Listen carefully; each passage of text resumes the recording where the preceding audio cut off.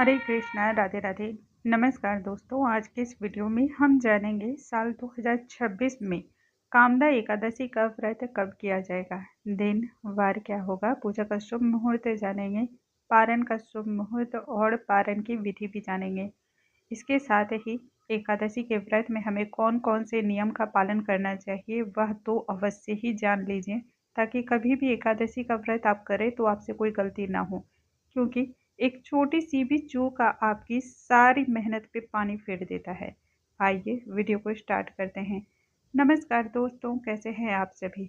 उम्मीद करती हूँ आप सभी स्वस्थ होंगे, सुरक्षित होंगे और आप सभी के उत्तम भविष्य की कामना करते हुए आज का ये वीडियो स्टार्ट करती हूँ। एकादशी का व्रत भगवान श्री हरि को समर्पित होता है। कामदा एकादशी के व्रत को मुख्य रूप से चैत्र शुक्ल एकादशी के नाम से भी जाना जाता है। हिंदू नववर्ष की यह पहली एकादशी होती है। कई जगहों पर इसे कांता एकादशी के नाम से भी जाना जाता है। समस्त मनोकामनाओं को पूर्ण करने वाली यह एकादशी मानी जाती है। इसका नाम भी है कामदा, अर्थात कि संपूर्ण कामनाओं को पूर्ण करने वाली। और एकादशी के व्रत के प्रभाव से सभी पाप दोष से मुक्ति मिल जाती है, मनुष्य को मोक्ष की प्राप्ति होती है। कहा भी गया है, जो भी भक्त कामदा एकादशी का व्रत करते हैं उन सभी को ब्रह्म हत्या तथा अन्य प्रकार के पापों से भी मुक्ति मिल जाती है। और इसकी कथा पढ़ने और सुनने मात्र से ही वाजपेयी यज्ञ का पुण्य फल प्राप्त हो जाता है। साल 2026 में चैत्र माह के शुक्ल पक्ष की एकादशी तिथि का प्रारंभ होगा 28 मार्च की सुबह 3:15 पर और इसकी समाप्ति होगी 29 मार्च की सुबह 2:16 पर। हम सभी व्रत जो है ना उदया तिथि के अनुसार रखते हैं, यानी कि सूर्योदय के साथ ही जो व्रत हमें प्राप्त होते हैं उन्हीं को रखने की महत्ता शास्त्रों में बतलाई गई है। इस तरह से हम सभी व्रत 28 मार्च को रखेंगे, दिन शनिवार है। पारण हम सभी 29 मार्च को करेंगे, दिन रविवार है और मुहूर्त रहेगा सुबह 8:07 से लेकर 9:13 तक। इस दिन हरिवासर समाप्त होने का समय है सुबह 8:07 पर। शास्त्रों में कहा गया है कि एकादशी का व्रत 8 वर्ष से लेकर 80 वर्ष तक की आयु के सभी व्यक्तियों को करना चाहिए। इसे महाव्रत के नाम से भी जाना जाता है। एकादशी का व्रत सभी व्रतों का राजा है। 3 दिनों का यह व्रत माना जाता है, यानी कि दसवीं तिथि जिस दिन हम नहाए खाए करते हैं और व्रत वाले दिन जो एकादशी का दिन है, साथ ही पारण वाले दिन यानी कि द्वादशी, 3 दिनों का यह अनुष्ठान माना जाता है। दसवीं तिथि को हम अपने केशों को धोकर अच्छी प्रकार से स्नान कर लेंगे और शुद्ध सात्विक तरीके से हम भोजन को तैयार करेंगे। इस दिन मांस, मदिरा, प्याज, लहसुन जैसी जितनी भी चीजें होती हैं वह त्याग कर दी जाती हैं। भोजन बनाते समय श्री हरि का ध्यान करते हुए बनाएं, तब ऐसे में भोजन में सात्विक गुण आ जाता है।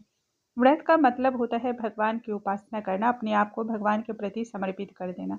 देखिए, चमत्कार हमें यूं ही देखने को नहीं मिलते हैं। किसी भी चमत्कार को अनुभव करने के लिए हमें त्याग भी करना पड़ता है। एकादशी का व्रत करने के लिए हमें कुछ विशेष बातों का ध्यान रखना चाहिए। हमारे शास्त्रों में ऐसा कहा गया है कि जो भी एकादशी का व्रत करते हैं उन्हें दसवीं तिथि को भी एक समय का भोजन ग्रहण करना चाहिए और द्वादशी यानी कि पारण वाले दिन भी एक ही समय भोजन ग्रहण करना चाहिए। परंतु आज के समय में ऐसा संभव नहीं हो पाता है। एक विशेष बात का लेकिन जरूर ध्यान रखें। संध्या काल के बाद यानी कि शाम होने के बाद आपको किसी भी प्रकार से अन्न का सेवन नहीं करना है, ऐसा बताया गया है। यदि आपकी तबीयत सही ना रहती हो या फिर आप दवाइयाँ लेते हो, भाग दौड़ भरी जिंदगी है, ऐसे में बहुत सारी उलझनें हो सकती हैं, तब ऐसे में आप जल, दूध, दही, फल या फिर जूस वगैरह ले सकते हैं। इस दिन रात्रि में ही अपने मुख की शुद्धि कर लेनी चाहिए, ताकि अन्न का एक कण भी आपके दांतों में, आपके मुख में अटका हुआ कहीं पर ना रहे। एकादशी वाले दिन ब्रह्म मुहूर्त में उठ करके अपने आराध्य देवता का ध्यान करें, श्री हरि का ध्यान करते हुए फिर स्नान इत्यादि जैसे नित्य क्रिया से निवृत्त हो जाएं। एक विशेष बात भी गांठ बांध लें कि एकादशी के दिन जो है ना, शास्त्रों में बतलाया गया है कि हम अपने दांत की जो शुद्धि होती है वह दातून या फिर किसी अन्य प्रकार से नहीं कर सकते हैं। यदि वृक्ष के पत्ते गिर गए हैं तब उससे अपने मुख की शुद्धि कर सकते हैं, और नहीं तो 12 बार कुल्ला करके आप अपने मुख की शुद्धि कर सकते हैं। सूर्य देवता को जल अर्पण करें, घर के मंदिर में दीप प्रज्वलित करके व्रत का संकल्प लें। बिना व्रत के संकल्प के कोई भी पूजा पूर्णता को प्राप्त नहीं होती है। इस दिन भगवान श्री हरि का विभिन्न प्रकार से अभिषेक करें, उन्हें वस्त्र अर्पण करें। वस्त्र स्वरूप आप कलावा भी अर्पण कर सकते हैं। मस्तक पर चंदन और तुलसी की जो लकड़ियां होती है उन्हें भी घिस करके उसका भी चंदन आप श्री हरि के मस्तक पर लगा सकते हैं। बहुत ज़्यादा शुभ होता है यह, इससे पुण्य इतने मिलते हैं जिसका कोई वर्णन नहीं है। भगवान श्री हरि को तुलसी की माला या फिर तुलसी की मंजरियों की माला अर्पण करना यह भी बहुत शुभ माना जाता है। लेकिन इस दिन तुलसी का दल नहीं तोड़ना चाहिए, ना ही तुलसी के पौधों को स्पर्श करना चाहिए। अच्छा, बहुत सारे लोगों के मन में यह भ्रम ना जाने कहाँ से आ गया है कि इस दिन तुलसी जी में जल अर्पण नहीं करना चाहिए। देखिए, यदि आप पद्म पुराण पढ़ेंगे या फिर विष्णु पुराण पढ़ेंगे तो आप उसमें देखेंगे स्पष्ट रूप से उसमें बतलाया गया है कि आप एकादशी के दिन तुलसी जी में जल डाल सकते हैं। ध्यान बस इस बात का रखना है कि जल डालते समय तुलसी जी की एक भी पत्तियां हिलनी नहीं चाहिए। लेकिन द्वादशी के दिन तुलसी जी का स्पर्श भी नहीं किया जाता है और ना ही उसमें जल अर्पण किया जाता है। भोग में आप कोई भी ऋतु फल अर्पण कर सकते हैं और फिर धूप दीप अर्पण करके व्रत की कथा सुने। अंत में आरती करके क्षमा याचना करें। इस दिन में शयन नहीं करना चाहिए। किसी से क्रोध या अपमानजनक बातें भी नहीं करनी चाहिए। किसी का दिल नहीं दुखाना चाहिए। एकादशी का व्रत करने वाले भक्तों को ब्रह्मचर्य का पालन करना चाहिए। इस दिन पान, चावल, गाजर या कंदमूल जैसी जो चीज़ें होती हैं जो ज़मीन के नीचे दबी होती हैं उन चीज़ों का त्याग कर देना चाहिए। दिन भर भगवान श्री हरि के नामों का जप या कीर्तन आप करें या उनके किसी भी एक मंत्र का आप दिन भर मानसिक रूप से जप करते रहें, यह भी बहुत ज़्यादा शुभ होता है और इससे भी बहुत पुण्य की प्राप्ति होती है। द्वादशी के दिन हम प्रातःकाल नित्य क्रिया से निवृत्त होंगे, सूर्य देवता को जल अर्पण करेंगे और फिर श्री हरि की पूजा करेंगे। भगवान श्री हरि का अभिषेक करके उन्हें भोग अर्पण करेंगे और फिर ज़रूरतमंद को दान करेंगे।